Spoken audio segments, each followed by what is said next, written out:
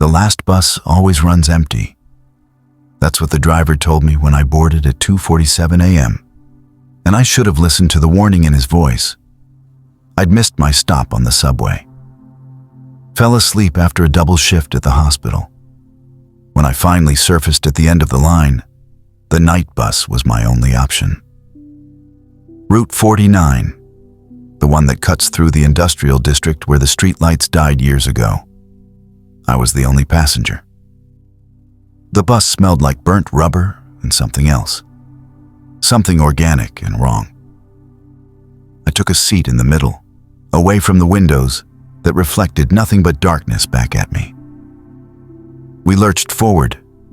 The driver never looked at me in the rearview mirror. Not once. 3 stops in, someone got on. A woman in a blue dress, soaking wet despite the fact that it hadn't rained in weeks. She didn't pay. The driver didn't ask her to. She walked past me, her shoes squelching, leaving dark footprints on the rubber floor. She sat in the very back. I could hear her breathing, wet, labored breathing that sounded like drowning. 2 stops later, a man in a business suit got on. His tie was twisted, pulled tight like a noose. His face was purple, eyes bulging. He sat 3 rows behind me. I could smell cologne and something else. The acrid stench of fear sweat and released bowels. The driver still didn't look up. His hands were steady on the wheel. Another stop. A teenage boy, chest caved in, a steering wheel pattern bruised across his sternum. Then an elderly man, with half his skull missing. Then a child holding her severed arm like a doll. Each stop, another passenger. Each one carrying their death with them like luggage. I stood up, my legs shaking. I want to get off. The driver's eyes finally met mine in the mirror. They were completely black. We don't stop until the end of the line. I looked behind me. 7 passengers now, all staring at me with expressions of hunger mixed with envy. The woman in the blue dress had moved closer. I could see now that her lips were blue, her eyes clouded with the milky film of death. "Please," I whispered, "let me off." The driver smiled. His teeth were filed to points. "You're already dead, sweetheart. Died at 11:43 p.m., aneurysm. Fell right over in the break room. They haven't even found you yet." My hand went to my head. I couldn't remember leaving work. Couldn't remember the subway.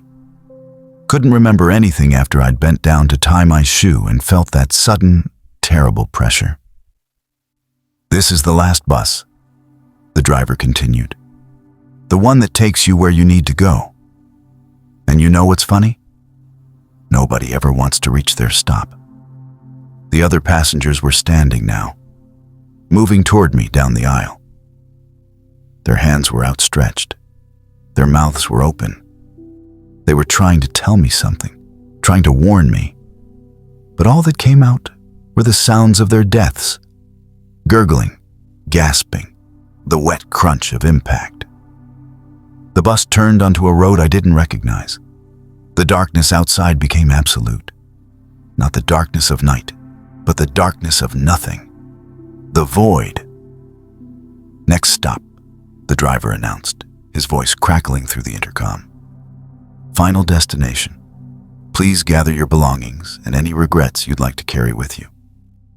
I ran to the front, grabbing his shoulder. My hand passed through him like smoke. He wasn't driving the bus. The steering wheel was turning on its own, the pedals depressing themselves. "Who are you?" I screamed. He turned to face me fully, and I saw that he wasn't a person at all. Just a uniform draped over a hollow space, a voice without a body, an idea of a driver with nothing behind it. "I'm the last bus," he said, "and I never stop running." The other passengers surrounded me. Up close, I could see my own reflection in their dead eyes. I looked like them now. Pale. Wrong. My hospital scrubs were stained with something dark spreading from my head. The bus began to accelerate. The void outside pressed against the windows. I could hear screaming, not from the passengers, but from somewhere ahead. The screaming of everyone who had ever ridden this bus, everyone who had ever reached the final stop. "Please," I begged.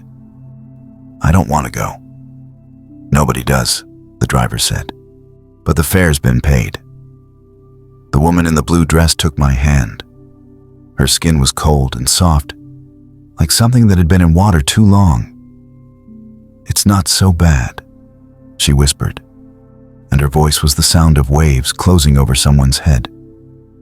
"You learn to forget. Eventually." The bus plunged into the darkness. The screaming grew louder. I opened my mouth to add my voice to it, but nothing came out except the sound of something bursting inside my skull. A wet pop, a sudden silence, the last sound I'd heard when I was alive. And the bus kept going. It always does. Route 49, running through the space between life and whatever comes after, picking up passengers who didn't even know they'd boarded. If you ever find yourself on a bus after midnight and you're the only passenger, and the driver won't meet your eyes, get off. Get off at the next stop, even if it's not yours. Because the last bus never stops where you want to go. It only stops where you belong. And I'm still riding. They say Harlow Ridge Tunnel is only 800 meters long. I measured it once when I was 12, counting the seconds it took for the school bus to pass through. 43 seconds. Never more, never less. But on the night bus, it's different.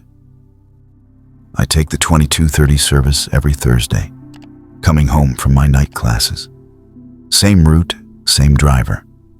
A quiet man named Victor who nods but never speaks. The tunnel is always the midpoint of the journey, the place where the fluorescent lights inside the bus become our only reality for 43 seconds. Except last Thursday, it lasted longer.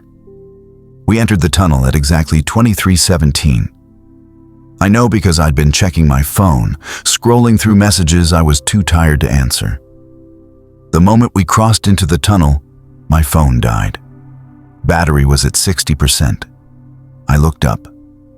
The other passengers, there were maybe 6 of us, were all slumped in their seats, apparently asleep.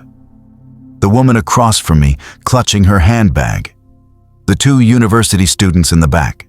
The old man near the front, all sleeping. I counted in my head. 1 Mississippi, 2 Mississippi. At 43 seconds, we should have emerged. We didn't. At 1 minute, I started to feel uneasy. At 2 minutes, I stood up and walked to the front. "Victor, is something wrong?" He didn't answer. His eyes were fixed on the road ahead, on the tunnel walls sliding past us in the headlights. But we weren't slowing down. We should have been through by now.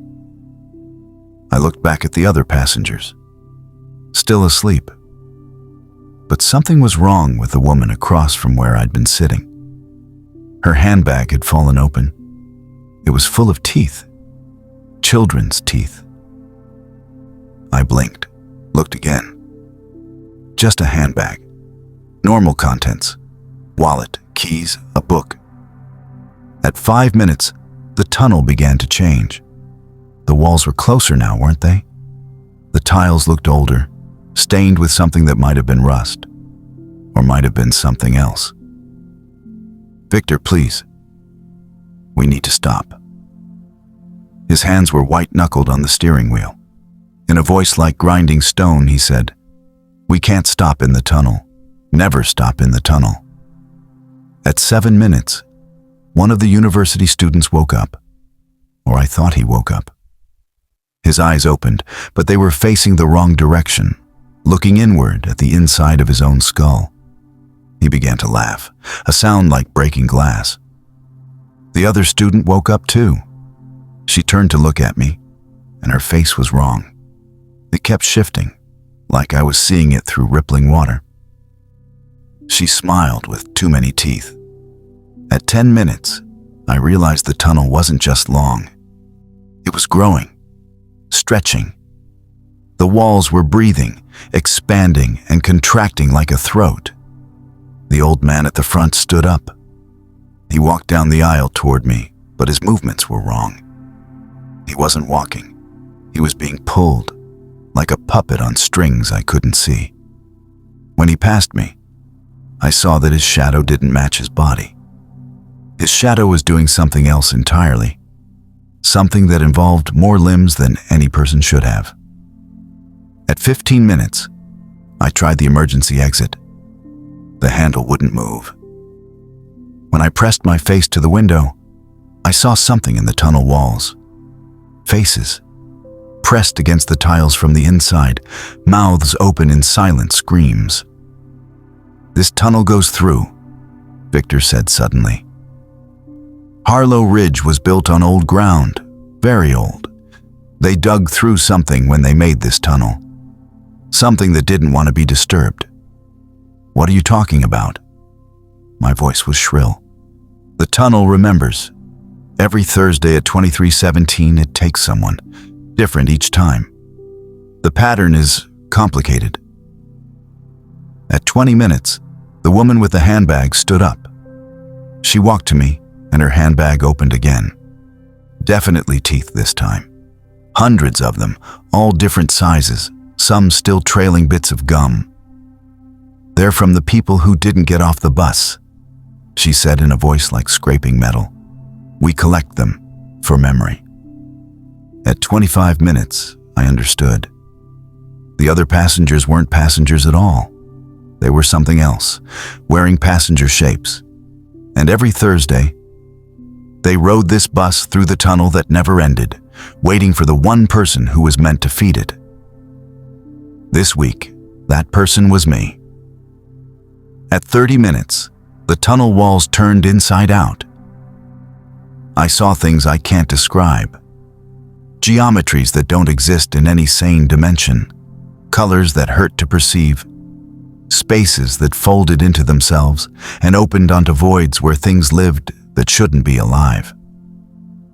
The fake passengers were touching me now, their hands passing through my clothes, my skin, reaching for something deeper. "Almost through," Victor said. "Almost time." At 35 minutes, I felt myself starting to come apart. Not physically. That would have been merciful. I was fragmenting, my consciousness splitting into dozens of pieces, each one experiencing a different moment of death. I drowned. I burned. I fell. I suffocated. I was torn apart all at once, and none at once. At 43 minutes, we emerged from the tunnel. The other passengers settled back into their seats. Normal again. The woman's handbag was just a handbag. The students were just students. The old man was just an old man. I was still standing in the aisle, shaking, tears streaming down my face. Victor met my eyes in the mirror. "Same time next week," he said. I tried to scream, to tell him I'd never ride this bus again, but my voice wouldn't work. And I knew, with a certainty that turned my blood to ice, that next Thursday, I would be here. I would board this bus. I would enter the tunnel. Because the tunnel had tasted me now, and it never let go of what it tasted. I got off at my stop like always, walked home like always. But I was different. Something had been left behind in those impossible minutes. Or maybe something had been added. In my pocket, I found a tooth. Small, like a child's. I don't remember putting it there. It's Thursday again tomorrow. I can feel the tunnel calling. I know I'll answer. The 22:30 bus is never late, and the tunnel is waiting. I used to think my grandmother was losing her mind when she told me about the bus that ran backward through time. She'd sit in her kitchen, hands shaking around her teacup, and whisper, "Never take the N7 after midnight, Cassian. That bus doesn't go forward, it goes back." I thought it was dementia. Until last month. The N7 runs along the coast, servicing the night shift workers from the fish processing plant. I'd taken it hundreds of times, but never past midnight. My car broke down 15 miles from home, phone dead, and the N7 was the only option. The bus pulled up at 12:47 a.m. The driver was a woman I'd never seen before, with gray streaks in her hair and eyes that looked ancient. She smiled when I boarded, but it wasn't a kind smile. "Where to?" she asked. "Pelham Street," I said. "Forward or back?" she asked. I laughed nervously. "What?" She didn't explain, just closed the doors and started driving. There were 3 other passengers, a businessman checking his phone, a nurse still in scrubs, a teenager with headphones on, all normal, all safe, until the bus made its first stop. Nobody got off, but someone got on. He was wearing clothes from the 1980s, acid-washed jeans, a windbreaker with geometric patterns. He looked confused, terrified. He stumbled into a seat, staring at his hands like he didn't recognize them. The businessman looked up from his phone. "Jesus, check out that vintage fit," he muttered. But I saw the date on the man's watch, 1987, and the watch was still ticking. The next stop, we picked up a woman in a dress from the 1960s, then a man in a World War II uniform, then children in Victorian-era clothes. Each new passenger looked more desperate, more confused.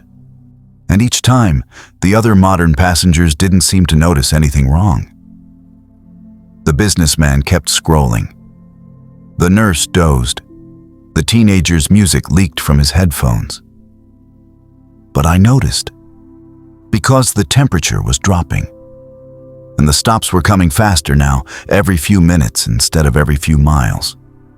A flapper from the 1920s, a farmer in clothes from the 1800s, a woman in a dress that might have been from the Renaissance. They huddled together in the back of the bus, whispering to each other in languages that shifted and changed. Some of them were crying. All of them were looking at the driver with expressions of horror and understanding. I stood up, legs shaking. "What is this?" The driver caught my eye in the mirror. "You asked to go forward, but the bus was going back." "I don't understand." "Every night, the N7 runs its route, and every night it collects. People who got on this bus years ago, decades ago, centuries ago, they're all still riding. Time doesn't move the same way on this route." The Victorian children were holding hands now, singing a nursery rhyme I'd never heard. The World War II soldier was weeping silently, shoulders shaking. "Let me off," I demanded. "Next stop," she said. "But I should warn you, when you get off the N7 after midnight, you're never quite sure what year you'll arrive in." The bus began to slow. Through the windows, I could see my stop approaching. But something was wrong with it. The street looked different, older. The buildings were smaller, made of wood instead of brick. The street lights were gas lamps. "No," I said. "No, keep going." "This is your stop," the driver said firmly. The doors hissed open, and I saw him standing there, waiting to board. A man in modern clothes, looking at his phone, checking the time. He looked exhausted, frustrated. He looked exactly like me. "Forward or back?" the driver called to him. Whoever he was, got on the bus, sat down in the seat I'd been sitting in, didn't even glance at me. "I don't understand," I whispered. "You got on the bus at 12:47 a.m., the driver said, "and you'll get on the bus at 12:47 a.m. The loop has to close. That's how the N7 works."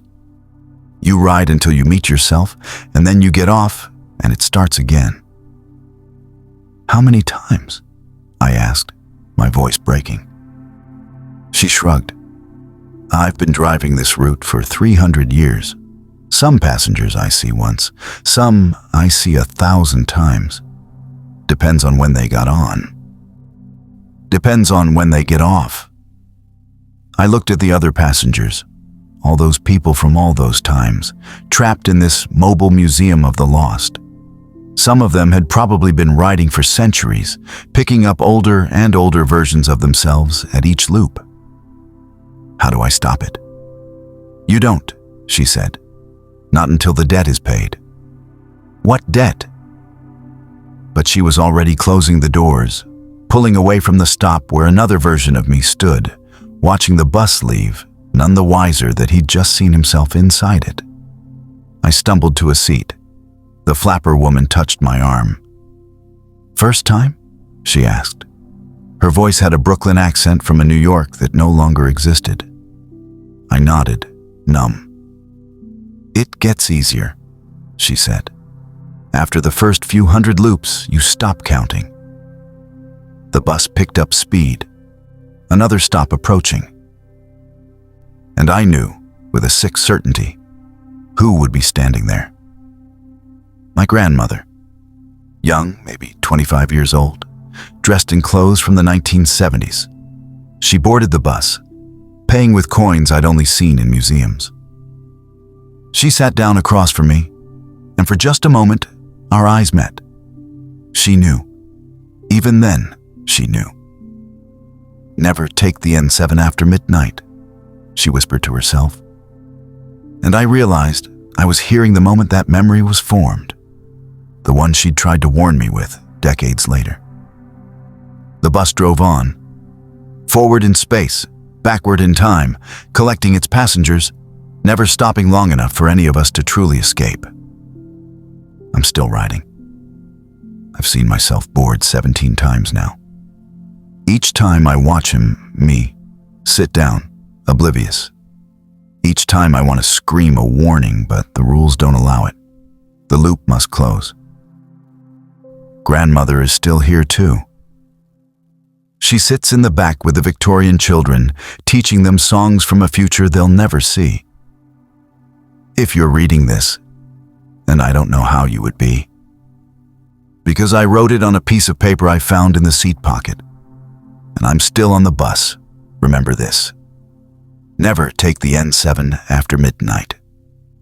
And if you do, if you have no choice, if circumstances trap you like they trapped me, choose back. When the driver asks forward or back, choose back.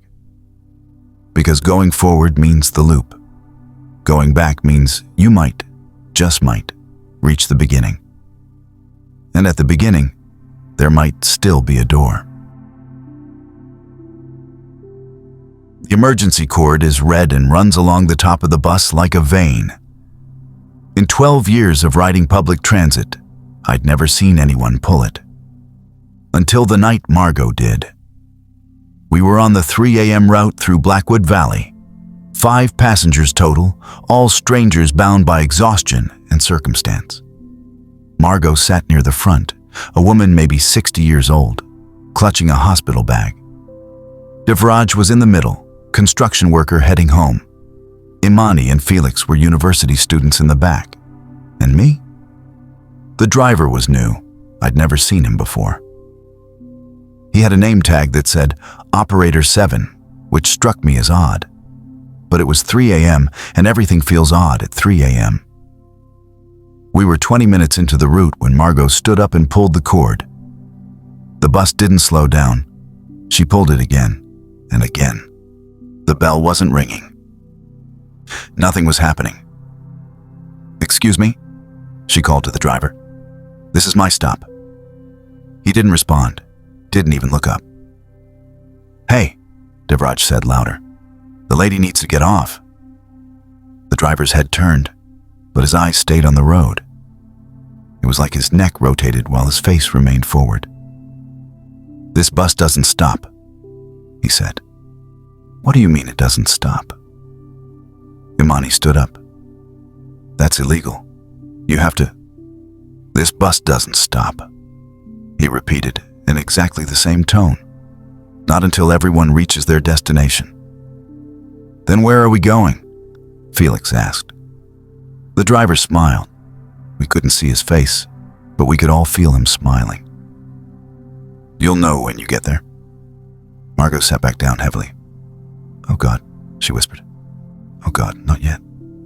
Not yet. I moved closer to her. Are you okay? She looked at me with eyes full of tears. I died, she said simply. 2 hours ago. Heart attack in the hospital. I remember the doctor calling it. I remember closing my eyes. And then I was at the bus stop. That's impossible, Devraj said, but his voice was uncertain. Check your phones, Margot said. Check them. Try to call someone. We all pulled out our phones. Every single one showed no signal. Not just no bars, the signal indicator was missing entirely. The screens flickered with impossible colors. The time displayed was 3:33 a.m. on all of them, and it wasn't changing. This isn't real, Imani said. This is a dream. I'm dreaming. Do you remember going to sleep? I asked her. She opened her mouth, closed it, frowned. I remember. I was walking home from the library. There was a car. It was swerving. I jumped back, but her hand went to her head. Oh God. Did it hit me?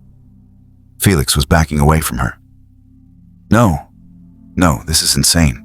I'm alive, I'm fine, He stopped, staring at his hands. There was a rope burn around his neck, livid and purple. No, I didn't. I wouldn't. I was just thinking about it. Thinking is doing, the driver said, in the space between. What space?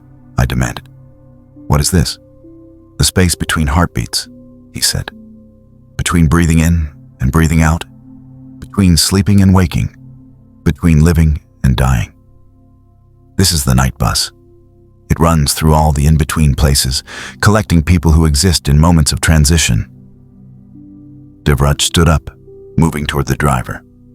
Let us off. Let us off right now. I can't, the driver said. The route is fixed. You board when it's time. You exit when you arrive. Those are the only rules. Then where does it go? Margot asked quietly. Where's the last stop? The driver was silent for a moment. Then, different for everyone. The landscape outside was changing. We'd been driving through suburbs, but now there were no buildings, just darkness, and things moving in the darkness, shapes that might have been trees or might have been something else, something that watched the bus pass with too many eyes. I don't accept this, Devraj said. He walked to the door and tried to force it open. His hands passed through it like smoke. He stumbled back, staring at his hands in horror. They were translucent now, fading. Stop, the driver said. Don't fight it. Fighting makes it worse. Makes what worse? I asked. The transition. You're all in different stages. Margot has accepted. She's solid. The rest of you are still resisting. The more you resist, the more you fade. Fight too hard and you'll disperse completely. Lost in the between, never moving forward, never going back, just scattered. Felix was crying now. I didn't mean to. I swear I didn't mean to. I just wanted the pain to stop. Imani put a hand on his shoulder, but her hand went through him slightly. She was fading too. It's okay, she said. Maybe this is okay. It's not okay, Devraj roared. I have a daughter. She's 3 years old. I can't be dead. I fell from the scaffolding, but I survived. They told me I survived. Did they? The driver asked softly. Or is that what you wanted to hear? Devraj fell to his knees. His construction vest was soaked with blood now, materializing as his denial cracked. Oh God. Oh God. I didn't say goodbye. The bus drove on. Minutes became hours, became eternities. Time didn't work right here. We each had our moment of acceptance. Imani, remembering the impact, the way her body had flown through the air. Felix, acknowledging the note he'd left, the chair kicked away.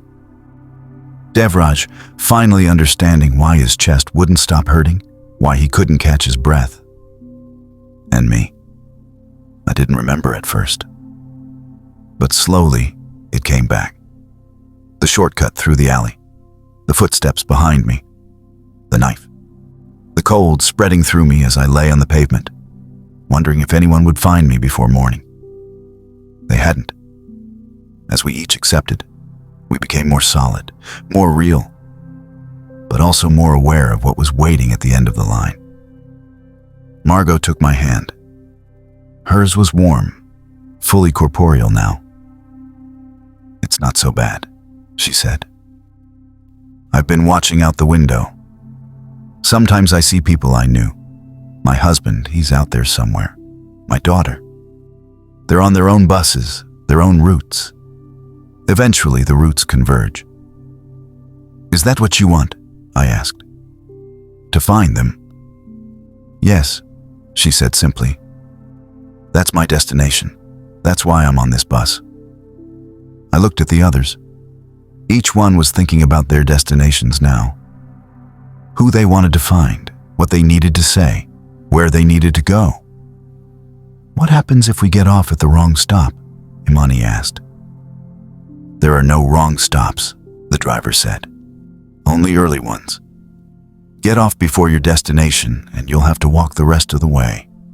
Through territories you're not ready for. Through places where things that aren't dead and aren't alive wait for stragglers." So we stayed on the bus. We watched the impossible landscape roll past. We told each other our stories, our lives, our deaths, our regrets. We became something like friends, bound by this strange journey through the spaces between. The bus made stops sometimes. People got off. A man who said he needed to see his mother one last time. A woman who was looking for the child she'd lost years ago. Each time someone exited, we watched them walk into the darkness, toward lights we couldn't quite see. And new passengers got on, always confused at first, always terrified. We helped them understand. Margot was particularly good at it, explaining gently, waiting for acceptance. "I'm still on the bus. I don't know how long I've been riding. Time is meaningless here. But I'm not ready to get off yet. My destination is still ahead. I know because I can feel it. Like a compass needle pulling north. Someone I need to see. Something I need to say. A place where I'll finally, truly be at rest." The driver catches my eye in the mirror sometimes. "Not yet?" he asks. "Not yet," I always answer. And the night bus drives on, through all the spaces we never knew existed, carrying its passengers toward destinations only they can name. If you ever find yourself on a bus you don't remember boarding, with a driver who won't meet your eyes, heading to a place you can't quite remember, don't panic. Don't fight. Just accept. Find your destination. And when your stop comes, get off without looking back. Because the night bus only goes one direction. And eventually, we all have to reach the end of the line,